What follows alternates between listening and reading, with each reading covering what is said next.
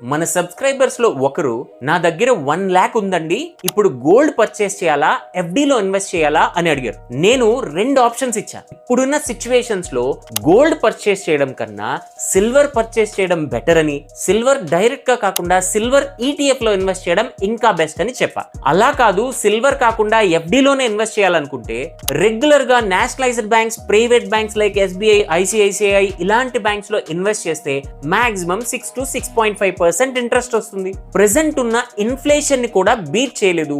So మీరు invest చేసిన పెద్ద రిటర్న్స్ ఏం రావు. దానికన్నా రిజర్వ్ బ్యాంక్ దగ్గర నార్మల్ బ్యాంక్ లాగే రిజిస్టర్ అయిన స్మాల్ ఫైనాన్స్ బ్యాంక్స్ తాలూకా ఎఫ్డీలో ఇన్వెస్ట్ చేసినట్లయితే మనకి మాక్సిమం 8.5% ఇంట్రెస్ట్ వస్తుంది.